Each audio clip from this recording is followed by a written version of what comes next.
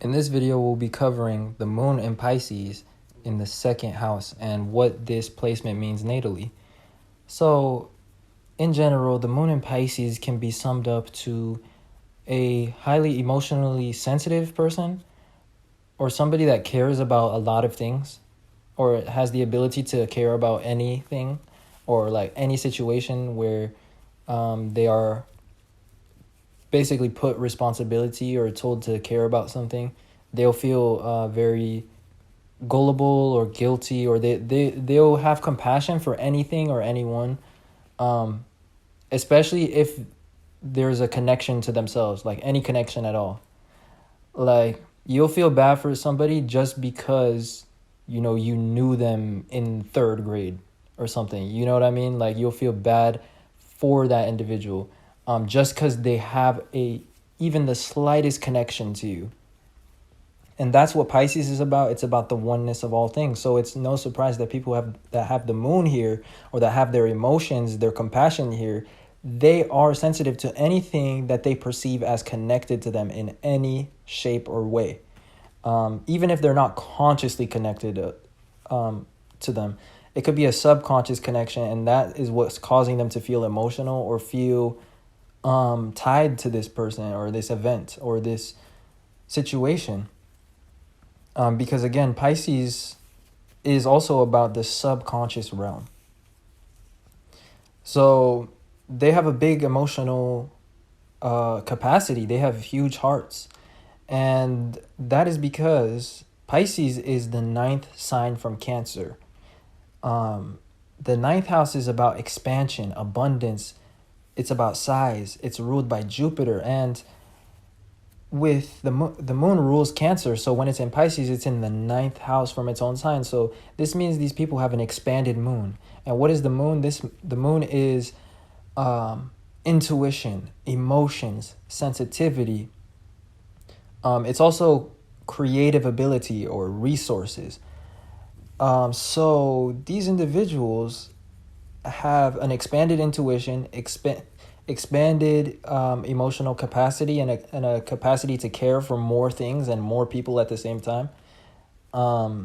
They have a expanded foresight, and they also have the capacity to learn or assimilate more knowledge. These people love learning, and that is because of the ninth influence, once more, which is the fact that Pisces is the ninth sign from Cancer, and the moon is in the ninth sign from its home when it's in Pisces. And the ninth house is also about knowledge and intellectual expansion. So with that being said, when it's in the second house, this indicates that your sensitivity, your intuition, and your ability to assimilate knowledge is applied to the realm of self-esteem and the realm of practicality and of resources. So you easily accumulate practical knowledge. You're not necessarily somebody that's so into knowledge that can't be practically applied. But on the other hand, when I think of the moon in Pisces, in general, as an individual, you may be interested in all types of information because you have this ability to connect everything together. So when I say finances or practical forms of knowledge, really, it can actually be beyond that, because you're able to take things and make it relate to your self-esteem or make it relate to your objectives or your resources. So that's just the ability to make connections that comes from the moon in Pisces. But without getting sidetracked, so since the moon is in the second house, this indicates that you easily make connections towards your self-esteem or towards your self-worth. So like, if you see something or experience something, you easily connect it to why it is that you're not worthy, or why it is that your self-esteem is the problem, or like something that has to do with your worth. So it's very easy for people to make you feel guilty about your sense of worth. It's easy for people to blame you, and the reason is, it's because you're not valuable.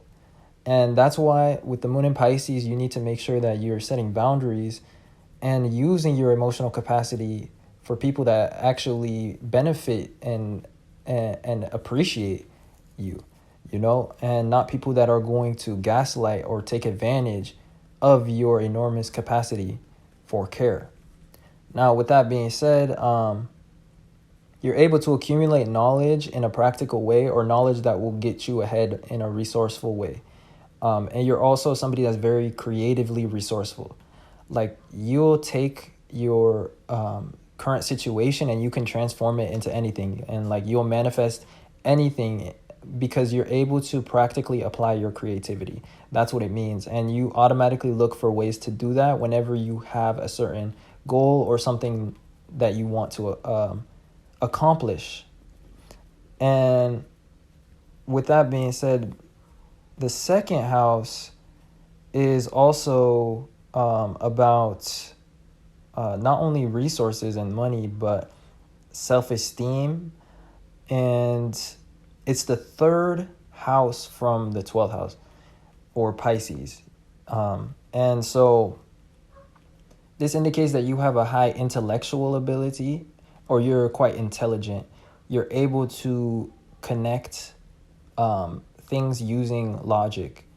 And so this makes your creativity or your imagination very useful and practical and applicable. Now, I think I basically summed it all up.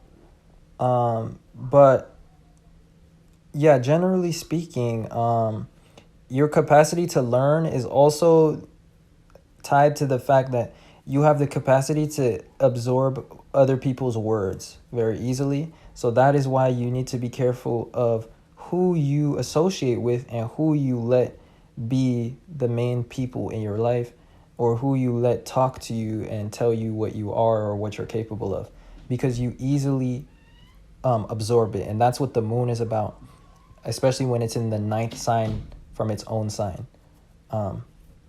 And when it's in such a sensitive position. Also, you tend to have faith in your resources, which is a side note, because the something I forgot to say is that the moon in Pisces can show emotional faith, or like faith that you will have enough resources. So you're able to take risks or have faith in situations where other people wouldn't. And especially when it comes to what you believe is possible.